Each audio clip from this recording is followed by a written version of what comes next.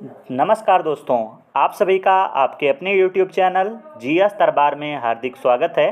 दोस्तों, आज हम लोग इस वीडियो के माध्यम से भारत के पर्वत से बनने वाले जितने भी महत्वपूर्ण प्रश्न हैं उनके बारे में चर्चा करेंगे। दोस्तों, पहला प्रश्न है कि भारत को कितने भौगोलिक प्रदेशों में विभाजित किया जाता है? 6, 4, 7 या 8? तो इसका जो सही जवाब है वह 4 भागों में बांटा गया है। अगर पूछा जाए कौन कौन से, ये भी आपको पता होना चाहिए। तो अगर हम भारत का मैप बनाकर समझें तो इस तरीके से अगर भारत का मैप बनाया जाए तो इसमें सबसे पहले क्या आएगा, ये वाला जो भाग है ये कहलाएगा, ये वाला जो भाग है इसको हम लोग बोलेंगे उत्तर का पर्वतीय क्षेत्र या पर्वतीय क्षेत्र इसको बोल सकते हैं, पर्वतीय क्षेत्र। इसके अलावा अगर हम और बात करें अन्य की, तो जैसे इसके बाद में जो ये वाला क्षेत्र आता है, ये वाला क्षेत्र कहलाता है मैदान या उत्तर भारत का मैदान, उत्तर भारत का मैदान है। इसके बाद में यहाँ पे जो भाग आता है ये वाला क्षेत्र, इसको अच्छा कलर चेंज कर लेते हैं थोड़ा। अगर ये वाला क्षेत्र पूछा जाएगा तो ये वाला क्षेत्र है प्रायद्वीपीय भारत। और इसके बाद में जो किनारे किनारे क्षेत्र बच गया है ये वाला क्या क्षेत्र हो जाएगा, यहाँ तटीय क्षेत्र हो जाएगा या द्वीपीय क्षेत्र हो जाएगा, तटीय। तो इस तरीके से हम कह सकते हैं कि 4 भागों में जो है प्रादेशिक स्तर पर या भौगोलिक आधार पर जो है भारत को 4 भागों में बांटा गया है। पर्वतीय क्षेत्र, इसके अलावा उत्तर भारत का मैदान, प्रायद्वीपीय भारत और तटीय वाला क्षेत्र, इस तरीके से 4 भागों में बांटा गया है। आगे बढ़ते हैं। अगला प्रश्न है, यदि हिमालय पर्वत श्रेणियाँ नहीं होती तो भारत पर सर्वाधिक संभाव्य भौगोलिक प्रभाव क्या होता? पूछा गया अगर हिमालय की जितनी भी चोटियां हैं या श्रेणियां अगर नहीं होती तो भारत पर क्या भौगोलिक प्रभाव पड़ता। पहला आपका ऑप्शन देखते हैं क्या दिया गया है। दोस्तों, पहला ऑप्शन है कि देश के अधिकांश भाग में साइबेरिया से आने वाली शीत लहरों का अनुभव होता, सिंधु गंगा मैदान इतनी सुविस्तृत जड़ोन मृदा से वंचित होता, और मानसून का प्रतिरूप वर्तमान स्वरूप से भिन्न होता। तो आपके ऑप्शन जो दिए गए हैं 2 और 3, केवल 1, 2, 3 या 1, 3। तो इसका सही जवाब हो जाएगा 1, 2, 3। मतलब इसमें तीनों जो है जितने भी संभावनाएं ये होती।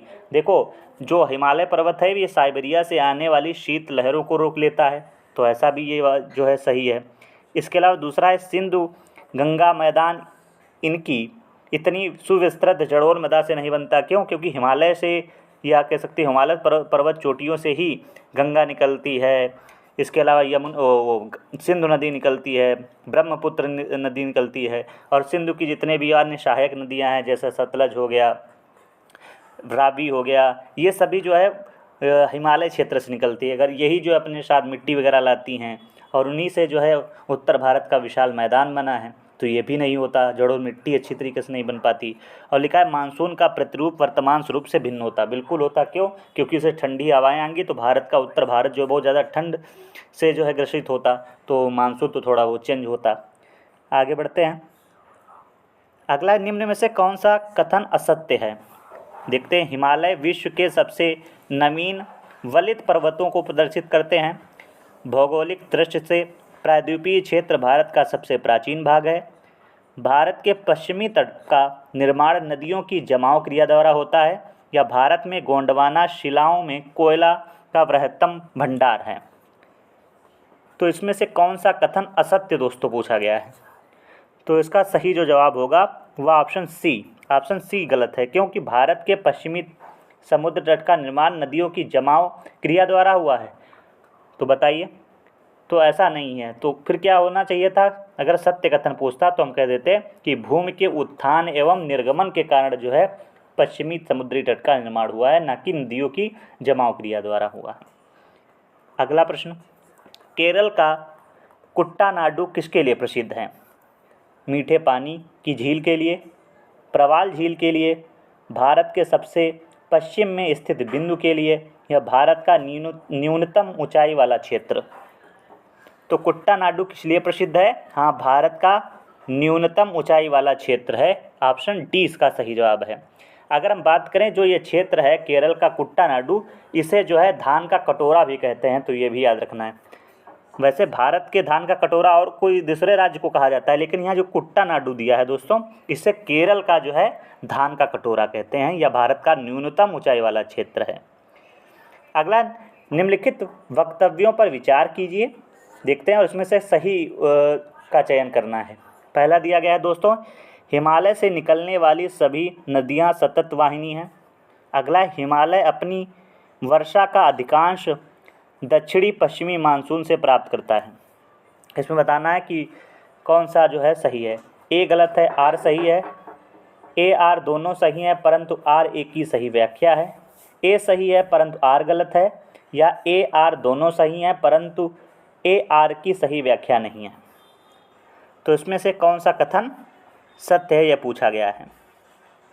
तो इसमें से देखो ऑप्शन डी इसका जो है सही जवाब होगा कि ए और आर दोनों सही हैं, परंतु आर एक की व्याख्या नहीं करता है।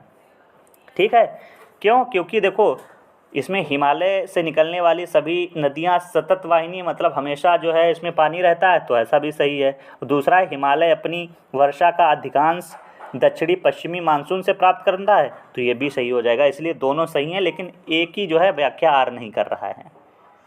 अगला, हिमालय की संरचना समानांतर वलय श्रेणियों से हुई है, जिसमें से प्राचीनतम श्रेणी कौन सी है? वृहद हिमालय, शिवालिक श्रेणी, लघु हिमालय या धौलाधर श्रेणी? तो इसका दोस्तों सही जवाब क्या है? हाँ, इसका सही जवाब है वृहद हिमालय जो है, यह जो है सही जवाब हो जाएगा, यह प्राचीनतम श्रेणी है। अगर पूछा जाए दोस्तों कि वृहद हिमालय का निर्माण किस युग में हुआ था, तो ये भी आपको याद रखना चाहिए कि अगर पूछा जाए कि वृहद हिमालय का निर्माण किस युग में हुआ है, तो याद रखना है ओलिगो, क्या लिखेंगे? ओलिगोसीन युग। ओलिगोसीन युग में जो है वृहद हिमालय का निर्माण हुआ है। अगला प्रश्न, उत्तर भारत में उप हिमालय क्षेत्र के सहारे फैले समतल मैदान को क्या कहा जाता है? खादर, तराई, भावर या जो है दून? तो उत्तर भारत में जो उप हिमालय का क्षेत्र है जिसके सहारे समतल मैदान फैला हुआ है, उसे क्या बोला जाता है? तो उसे दोस्तों बोला जाएगा भावर क्षेत्र। अगला प्रश्न, हिमालय पर्वत श्रेणियां निम्नलिखित में से किस राज्य का हिस्सा नहीं है? उत्तर प्रदेश, उत्तराखंड, हिमाचल प्रदेश या सिक्किम? तो इसका सही जवाब हो जाएगा कि उत्तर प्रदेश में जो है हिमालय का भाग नहीं है, बाकी उत्तराखंड में है, हिमाचल प्रदेश में है और सिक्किम में तो आप सभी को पता है कंचनजंगा है। आगे बढ़ते हैं। अगला, निम्न में से कौन सा नवीन पर्वत श्रेणी है? अन्नामलाई, अरावली, विंध्याचल या शिवालिक? तो नवीन दोस्तों पूछा गया है, तो इसका सही जवाब हो जाएगा जो शिवालिक श्रेणी है वह सबसे नवीन है। आगे बढ़ते हैं। अगला है, निम्न पर्वत श्रेणियों का उत्तर से दक्षिण की ओर सही क्रम जो है लगाना है आपको। देखते हैं। पहले ऑप्शन, काराकोरम, जास्कर, पीर पंजाल, लद्दाख, पीर पंजाल, जास्कर, लद्दाख, काराकोरम या जास्कर, पीर पंजाल, लद्दाख, काराकोरम या काराकोरम, लद्दाख, जास्कर, पीर पंजाल। अगर हम भारत देखो उत्तर भारत की ये इस तरीके से चोटी दी गई हैं, तो अगर इस तरीके से उत्तर भारत बनाए तो सबसे पहले आपको पता होना चाहिए कि कौन सी चोटी पड़ती है। तो हम बताएंगे सबसे पहले पड़ती है काराकोरम, ठीक है, उसके बाद में लद्दाख, फिर जास्कर, फिर पीर पंजाल। इस तरीके से आप जो है इसका क्रम रखिए। बाकी ऐसा न याद रहे तो सबसे पहले आपको क्या रखना है के, उसके बाद में एल, के एल, फिर जे पी, के एल जे पी। इस तरीके से याद रखिए तब भी याद रहेगा। तो आपने क्रिकेट में सुना होगा के एल राहुल, तो इसे क्या याद रखना है के एल जे पी। और के मतलब हो जाएगा काराकोरम, एल मतलब लद्दाख, जे मतलब जास्कर और ए पी मतलब जो है पीर पंजाल हो जाएगा। तो इसका जो सही जवाब दोस्तों क्या हो जाएगा, वह ऑप्शन डी हो जाएगा, के एल जी पी याद रखना है बस। अगला प्रश्न है, उत्पत्ति की दृष्टि से निम्न पर्वत श्रेणी में से सबसे नवीनतम कौन सी है? कैमूर पर्वत श्रेणी, पटकाई पर्वत श्रेणी, अजंता पर्वत श्रेणी या पालकोंडा पर्वत श्रेणी? तो इसमें से सबसे नवीनतम दोस्तों पूछा गया है, तो इसका जो सही जवाब हो जाएगा वह हो जाएगा, हाँ बताइए, बिल्कुल सही, पटकाई पर्वत श्रेणी जो है यह सबसे नवीनतम हो जाएगा। तो ऑप्शन बी इसका सही जवाब है। बाकी पूछा जाए कि पटकाई जो पर्वत श्रेणी है इसका निर्माण किस युग में हुआ था, तो हमको बताना है टर्सरी युग में जो है पटकाई पर्वत श्रेणी का निर्माण हुआ है। आगे बढ़ते हैं। अगला, पीर पंजाब श्रेणी कहाँ स्थित है? उत्तराखंड, अरुणाचल प्रदेश, जम्मू कश्मीर या पंजाब? पीर पंजाल श्रेणी पूछा गया है, तो इसका सही जवाब बताइए। हाँ, तो पीर पंजाब श्रेणी जो है यह कहाँ स्थित है? तो जम्मू कश्मीर में स्थित है। ऑप्शन इसका जो है सी इसका सही जवाब हो जाएगा। पूछा जाएगा किस हिमालय में स्थित, अगर पूछा जाएगा पीर पंजाल श्रेणी किस हिमालय में स्थित है, तो पीर पंजाल जो श्रेणी है यह जो है मध्य हिमालय में स्थित है, यह भी आप याद रखिएगा। और बाकी किस राज्य में है, तो जम्मू कश्मीर, राज्य नहीं बोलेंगे, अब तो केंद्र शासित प्रदेश बन गया है। अगला, निम्नलिखित में से कौन अक्साई चीन का भाग है? काराकोरम पर्वत श्रेणी, शिवालिक पर्वत श्रेणी, कश्मीर घाटी या लद्दाख का पठार? तो देखो, अक्साई चीन मतलब जो है इस पे चीन ने जो है कब्जा कर लिया था।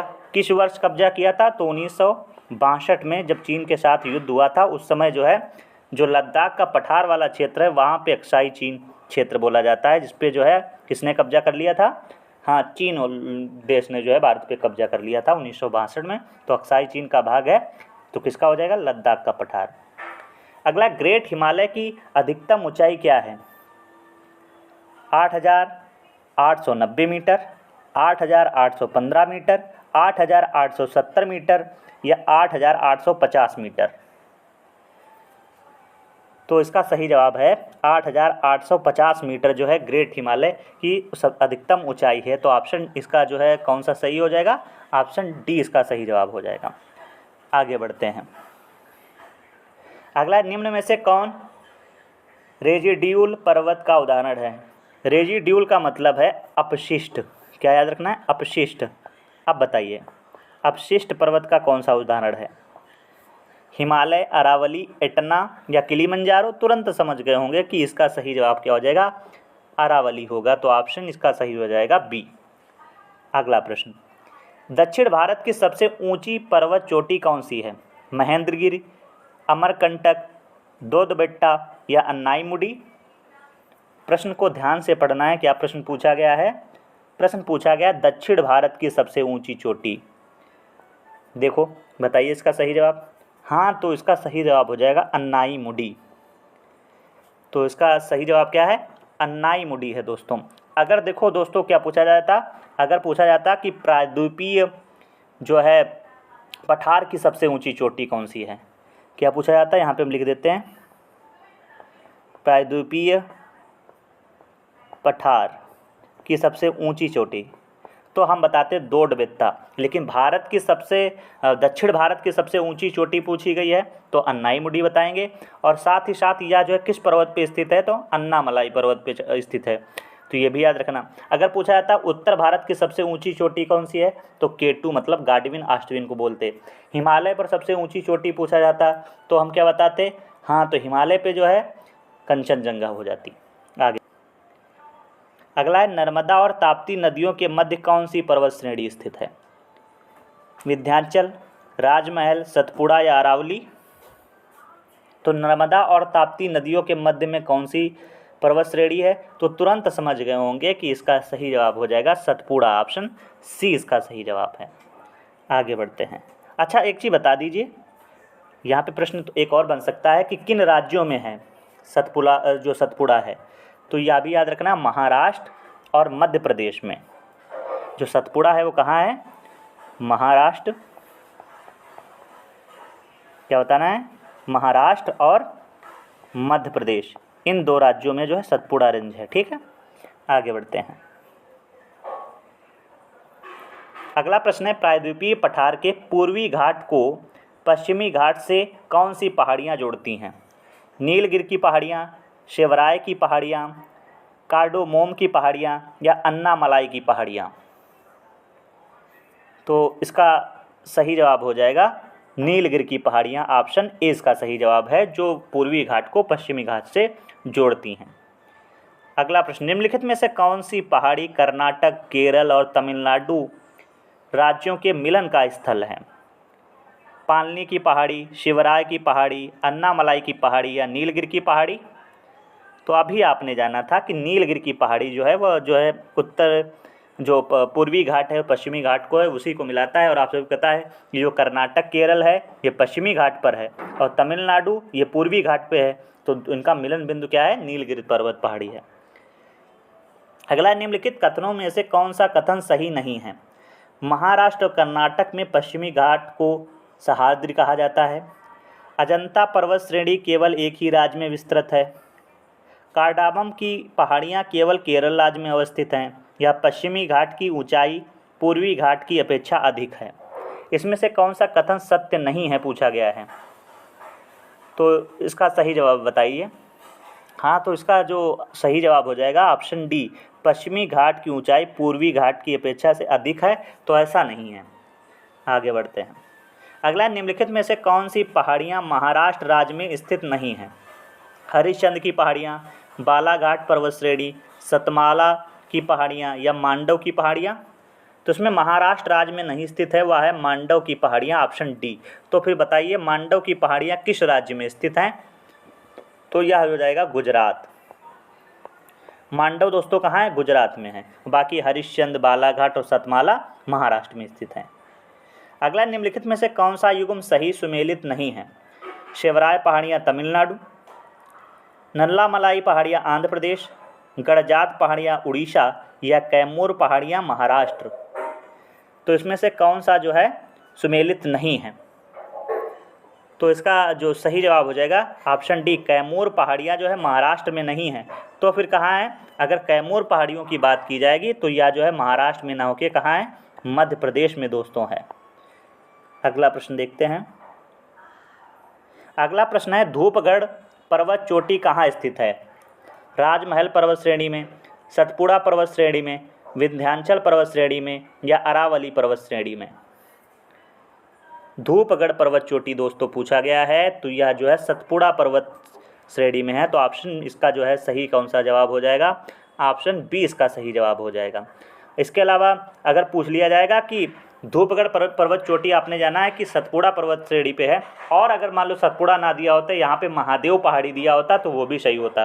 क्यों? क्योंकि सतपुड़ा पर्वत श्रेणी की एक जो कह सकते हो क्षेत्र में आता है महादेव पहाड़ी, और उसी पे जो है पर्वत चोटी है धूपगढ़।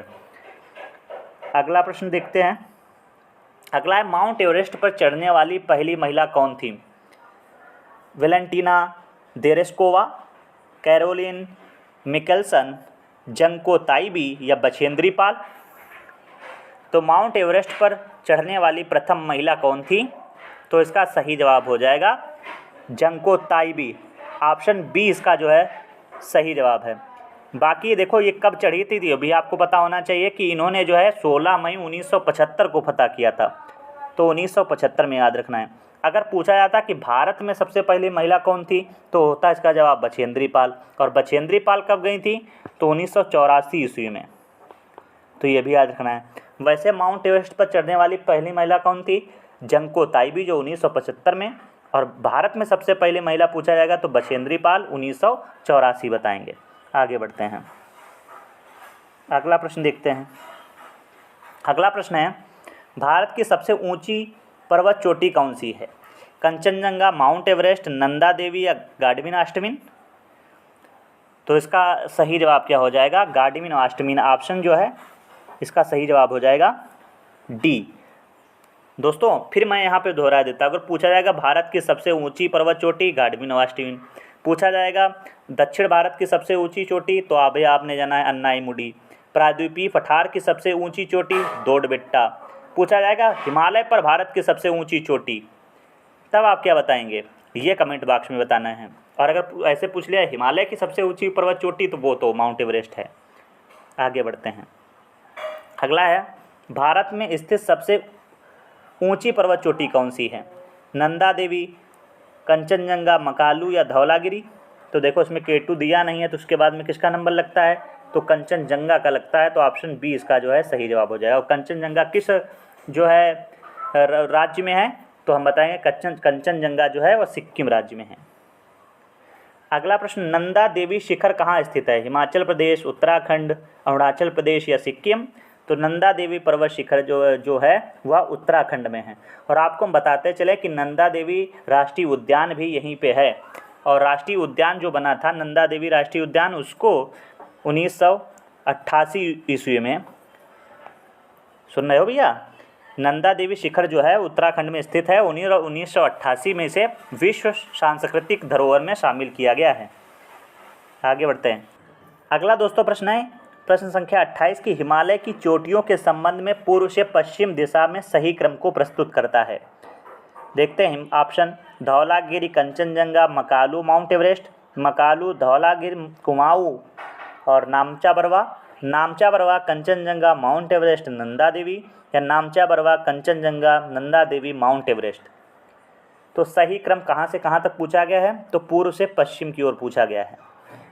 तो इसका जो सही जवाब हो जाएगा वह option C, Namcha Barwa, Kanchenjunga, Mount Everest, Nanda Devi. अगर हम थोड़ा इसको मैप से बनाएं तो अगर इस तरीके से, अगर यहाँ पे सिक्किम इस तरीके से अगर भाग देखा जाए तो यहाँ पे पड़ता है नामचा बरवा, ठीक है। और इस तरीके से पूर्व की ओर चले जाएंगे तो वही धीरे धीरे पहाड़ियाँ आगे बढ़ती हो जाएंगी। कंचनजंगा सिक्किम में है, तो नामचा बरवा, फिर कंचनजंगा, फिर यहाँ पे माउंट एवरेस्ट पड़ता है, और नंदा देवी आपने जाना है भाई उत्तराखंड में पड़ता है। आगे बढ़ते हैं। अगला, निम्नलिखित पर्वत शिखर में से कौन सा एक भारत में अवस्थित नहीं है? गोसाई थान, त्रिशूल, कामेत या नंदा देवी? तो इसका जो सही जवाब है वह ऑप्शन ए, गोसाई थान। ये कहाँ है? तो यह जो है नेपाल और तिब्बत के पठार उस पे सीमा पे स्थित है गोसाई थान, यह भारत में नहीं है। और दोस्तों आज का अंतिम प्रश्न है, कुल्लू घाटी किन पर्वत श्रेणियों के मध्य अवस्थित है? धौलाधार और पीर पंजाल, लद्दाख और पीर पंजाल, मध्य हिमालय और शिवालिक, यह रण ज्योति और नाग टिब्बा? तो कुल्लू घाटी कहाँ स्थित है? तो धौलाधर और पीर पंजाल क्षेत्र में, तो ऑप्शन ए इसका सही जवाब है। तो दोस्तों जितने भी भारत के जो है पर्वत से बनने वाले महत्वपूर्ण प्रश्न थे उनके बारे में बताया। वैसे तो हम लोगों ने 30 प्रश्न किए हैं, लेकिन मैंने व्याख्या में और भी अन्य चीज़ें बता दी हैं, तो कह सकते हो बहुत चीज़ें कवर हो गई हैं। तो दोस्तों इस वीडियो में बस इतना ही रखते हैं। आप सभी को यह वीडियो कैसा लगा है कमेंट बॉक्स में ज़रूर बताइएगा। धन्यवाद।